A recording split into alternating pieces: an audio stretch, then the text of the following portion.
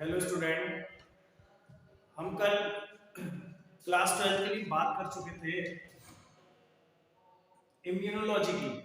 हम उसमें बात किए थे कि इम्यून सिस्टम क्या होता है, किस किस तरह से हमारी सेल्स को प्रोटेक्ट करने का काम हमारा इम्यून सिस्टम करता है। उससे रिलेटेड हम इसमें बात कर चुके हैं।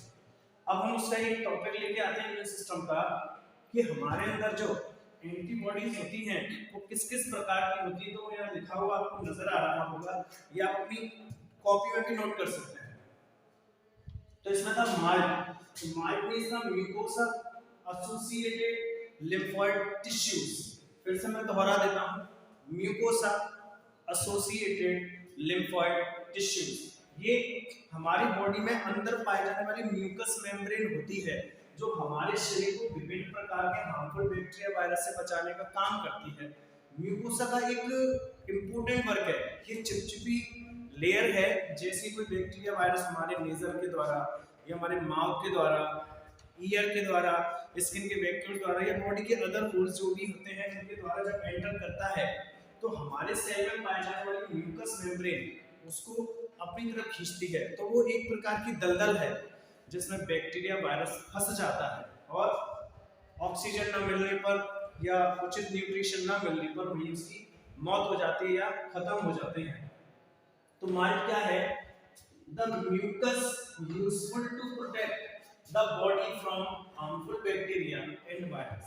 म्यूकस एक यूजफुल प्रोटेक्शन है जो हमको विभिन्न प्रकार के हार्मफुल बैक्टीरिया वायरस से बचाता है। The mucus produce from goblet cells. Mucus जो होता है हमारे अंदर पाए जाने वाली एक सेल होती है जिसमें से प्रोड्यूस की जाती है, उसको गोबलेट सेल कहते हैं। ये सेल म्यूकस यानी चिपचिपा पदार्थ निकालती है। There are following माल्ट जो यानी कि म्यूकस एसोसिएटेड लिम्फोइड टिश्यू निम्नलिखित तीन प्रकार के होते हैं। नाल, इसका नाम है नेजल एसोसिएटेड लिम्फोइड टिश्यूज। दूसरा है बाल, ब्रोंकस एसोसिएटेड लिम्फोइड टिश्यूज। तीसरा है गाल, गट एसोसिएटेड लिम्फोइड टिश्यू। तो ये हमारे इंपॉर्टेंट टिश्यूज हैं, नेजल, ब्रोंकस एंड गट। गट माने होती है इंटेस्टाइन, आंत है, क्योंकि इंटेस्टाइन में हमारी बॉडी का एब्जॉर्प्शन होता है। तो कहीं एब्जॉर्ब करते समय कोई हार्मफुल बैक्टीरिया हमारी इंटेस्टाइन पर अटैक ना कर दे, इसलिए हम गाल्ट यानी कि ये भी एक एसोसिएटेड लिम्फोइड टिश्यूज हैं। और हम जानते हैं कि हमारी सेल में पाए जाने वाला लिम्फेटिक सिस्टम हमको हमेशा किसी ना किसी हार्मफुल बैक्टीरिया वायरस से हर वक्त प्रोटेक्ट करता है। इसके बाद अब ये जो चीजें होती हैं इसमें दो प्रकार की चीजें हैं, जिसमें T4 लिम्फोसाइट्स आती हैं और B लिम्फोसाइट्स आती हैं। तो जो T4 लिम्फोसाइट्स है वो सेलुलर इम्यून रिस्पांस निभाती हैं, और जो B लिम्फोसाइट्स हैं वो ह्यूमरल इम्यून रिस्पांस निभाती हैं। तो हम इसमें सेलुलर रिस्पांस की बात करते हैं, जो हमारी सबसे पावरफुल एंटीबॉडीज मानी जाती है। सबसे पावरफुल एंटीबॉडी T4 है, जो थाइमस ग्लैंड से प्रोड्यूस की जाती है। T4 लिम्फोसाइट्स में सेलुलर इम्यून रिस्पांस की हम बात कर रहे हैं। तो T cells responds to an antigen by producing a clone of T cell। जब T cell हमारी बॉडी में बनती है थाइमस ग्लैंड द्वारा, तो T cell अपने क्लोन्स बनाना स्टार्ट करते हैं। क्लोन माने कार्बन कॉपी, क्योंकि ऐसा तो यानी सिर्फ T4 यानी 4 T होंगे, उनके भी कई सारे क्लोन्स होंगे जो हमारी पूरी बॉडी में मूव कर रहे होंगे, तो जिससे कि हम आसानी से बच सकें विभिन्न प्रकार के हार्मफुल बैक्टीरिया वायरस के अटैक से। Each T cell recognize a specific antigen। प्रत्येक T सेल किसी ना किसी स्पेसिफिक एंटीजन के लिए यूज की जाती है। कोई एंटीजन हमारी बॉडी में आया, उसके लिए एक स्पेशल T सेल होगी। The T4 lymphocytes will the specific antigen। तो ये जो T4 सेल्स हैं, थाइमस की चारों सेल्स T4 जो एक प्रकार की लिम्फोसाइट्स हैं, वो किसी ना किसी स्पेसिफिक एंटीजन के लिए होती हैं, जो उसको किल कर देती हैं, उसको मार देती हैं और हमारे शरीर को घातक प्रभावों से बचाती हैं। The T4 lymphocytes kill the specific antigen। तो प्रत्येक T4 lymphocytes स्पेसिफिक एंटीजन को किल करने का काम करती है। There are three major type of activated T lymphocytes। ये तीन प्रकार की होती हैं। जो T4 है तीन प्रकार की होती हैं, वो तीन भागों में क्लासिफाई किया गया है। कौन सा है? पहला साइटोटॉक्सिक T सेल होती है, दूसरी हेल्पर T सेल और तीसरी सप्रेसर टी सेल।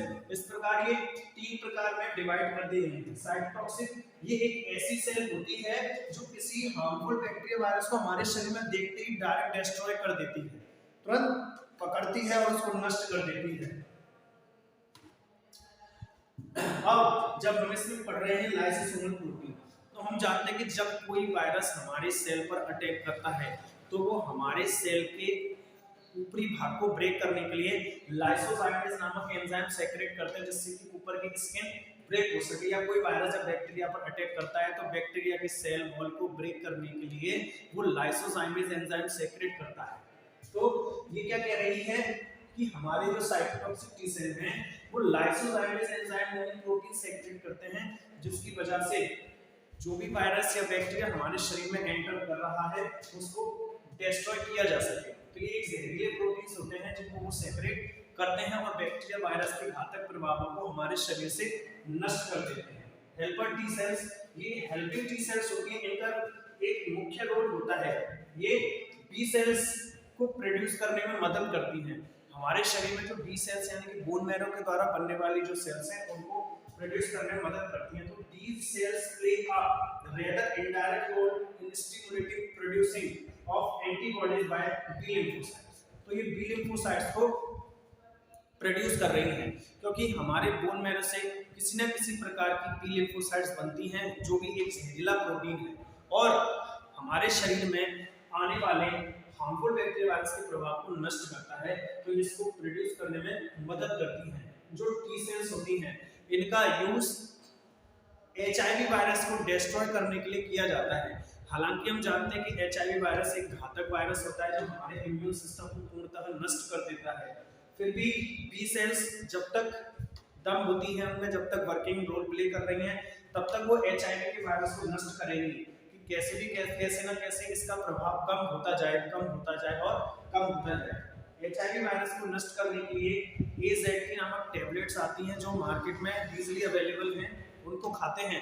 तो एजिडोथाइमिडिन नाम है उनका। तो वो क्या करती है, हमारे शरीर में बी एंटीबॉडीज उत्पन्न करती हैं, यानी जो भी बी लिम्फोसाइट्स उसको प्रोड्यूस करेंगे और प्रोड्यूस करने के बाद वो देखेगी कि HIV वायरस की रेप्लिकेशन पावर किस तरह से कम हो, क्योंकि वो उसे नष्ट तो नहीं कर सकती लेकिन उसका रेप्लिकेशन पावर कम कर सकती है, जिससे कि HIV के द्वारा जल्द से जल्द मौत ना हो और जो रोगी है वो काफी लंबे समय तक जीवित रहे। Suppressor T cell. These cells are inhibit the activity of certain immunologically activated cells, being responsible for the phenomenon of immunological tolerance towards certain antigen। ये क्या करती हैं? ये ऐसी सेल है जो सप्रेसर है, एक स्पेसिफिक एंटीजन है जो हमारे शरीर में प्रवेश करता है। कोई एंटीजन हमारे शरीर में जब प्रवेश करता है तो हमारी एक्वायर्ड इम्यूनिटी को एक्टिवेट करने में मदद करता है, क्योंकि जब वो प्रवेश करेगा तभी हमारी सेल में कुछ ना कुछ ऐसी प्रोटीन बनेगी। अब हम इसको सीधी भाषा में समझते हैं कि जब तक हम कहीं जाएंगे नहीं तो हमको किसी दूसरे माहौल के बारे में जानकारी नहीं मिलेगी। सेम वही प्रोसीजर है, जब तक कोई एंटीजन हमारे शरीर में जाएगा नहीं तब तक उसको मारने से रिलेटेड कोई प्रोटीन उत्पन्न नहीं होगी। तो एक प्रकार का इनहिबिट प्रक्रिया हो गई कि अभी कोई एंटीजन आया ही नहीं है तो हमारे शरीर में कोई प्रोटीन उत्पन्न ही नहीं हुई। तो कोई एंटीजन आएगा, हमारे शरीर में प्रवेश करेगा और उसको मारने के लिए स्पेसिफिक प्रोटीन हमारा शरीर बनाएगा।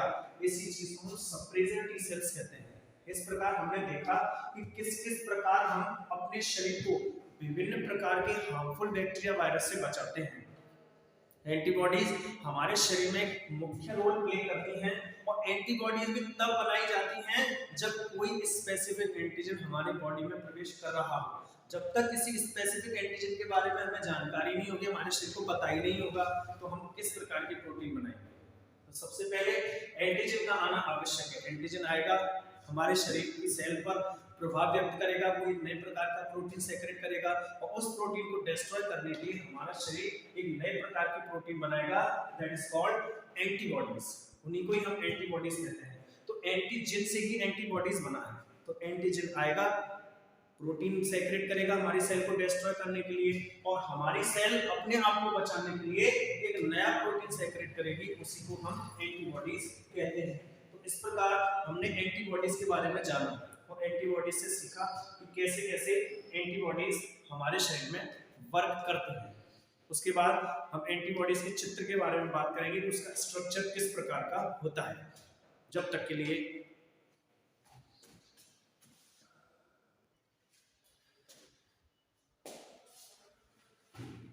तो हमने अब तक थोड़ा सा पढ़ा था कि एंटीबॉडीज किस प्रकार वर्क करती है। अब हम बात करते हैं एंटीबॉडीज किस प्रकार की होती हैं। एंटीबॉडीज हम जानते हैं कि एक प्रकार की प्रोटीन्स हैं और हम पिछले चैप्टरों में भी ये पढ़ चुके हैं कि प्रोटीन्स में हमेशा सल्फर आयन प्रेजेंट होता है, ना कि फास्फोरस आयन। फास्फोरस आयन हमेशा हमारे डीएनए में प्रेजेंट होता है, जो एक जेनेटिक मटेरियल है।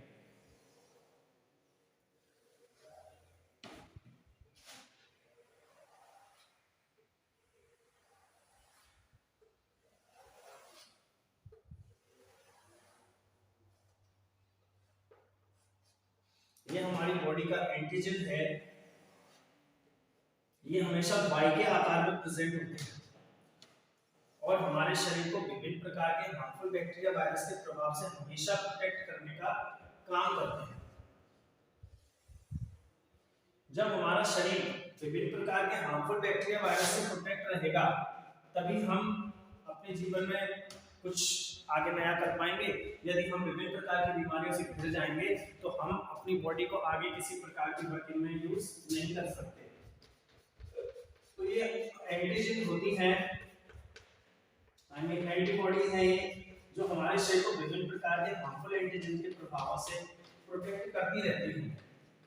ये वाई के आकार की सेल्स होती हैं।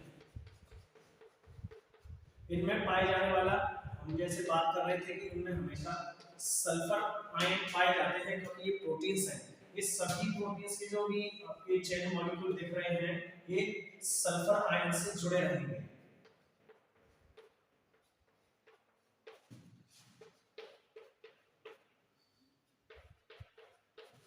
इस तरह से सल्फर आयन के द्वारा जुड़े रहते हैं। और अब आपको दिख रहे हैं कि अब ये जो एंटीजन है वो ये जो एंटीबॉडीज है वो विभिन्न प्रकार के हार्मफुल एंटीजन को घेर लेगी। तो जैसे कि हम इसका नाम रख देते हैं यहाँ IgG। तो ये इम्यूनोग्लोबुलिन गामा है जो विभिन्न प्रकार के एंटीजन को मारती है। इम्यूनोग्लोबुलिन गामा हमारे शरीर में लगभग 70% उत्पन्न होती है, या कह सकते हैं 70% पाई जाती है, और ये मां के प्लेसेंटा द्वारा बच्चे के शरीर में ट्रांसफर की जाती है। ये नेचुरली ही है और हमारे शरीर में प्रेजेंट रहती है। लगभग ये 70% पाई जाती है और एक मुख्य प्ले करती है जो हमारे शरीर को विभिन्न प्रकार के हार्मफुल बैक्टीरिया वायरस से बचाती है। ये स्ट्रक्चर एक एंटीजन के लिए दी गई है।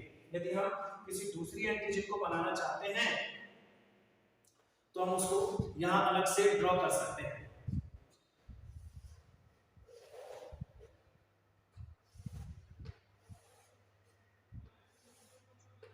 ये हम दूसरी एक एंटीजन बना रहे हैं जिसको हम यहाँ अलग से ड्रॉ कर सकते हैं और ये बता सकते हैं कि ये भी एक एंटीजन है। इस प्रकार जो पांचों एंटीजन थी, पांचों एंटीबॉडीज जो थी वो जुड़ती हैं और जुड़ने के बाद एक एंटीजन के घातक प्रभावों को नष्ट करती हैं। ये भी एक एंटीबॉडीज है। इसमें भी हम इस तरह के सेल्स दिखा सकते हैं और यहाँ पर भी हम दिखा सकते हैं कि सल्फर आयन से ही हमेशा जुड़ी रहती है और हमारे शरीर को एंटीजन के घातक प्रभावों से हमेशा बचाती रहती है। ये भी एक एंटीबॉडी है।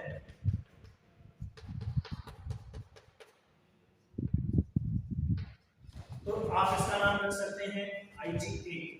तो ये इम्यूनोग्लोबुलिन अल्फा है।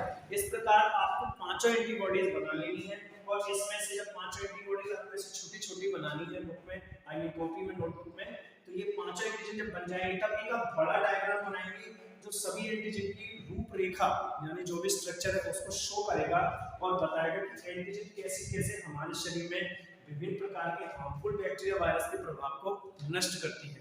तो इस प्रकार हमारा ये चैप्टर था जिसमें ये बताया गया कि विभिन्न प्रकार की एंटीबॉडीज हमारे शरीर में तब उत्पन्न होती हैं जब कोई स्पेसिफिक एंटीजन हमारे शरीर में रिएक्शन करता है और उस रिएक्शन को देखते हुए हमारे शरीर में नए प्रकार की प्रोटीन उत्पन्न होती है, उसी को हम एंटीबॉडीज कहते हैं। और प्रत्येक एंटीबॉडीज का काम किसी स्पेसिफिक माइक्रो ऑर्गेनिज्म को किल करना होता है। इस प्रकार आप ये डायग्राम में देख सकते हैं कि एंटीबॉडीज कैसे कैसे होती है और कैसे वर्क करती है।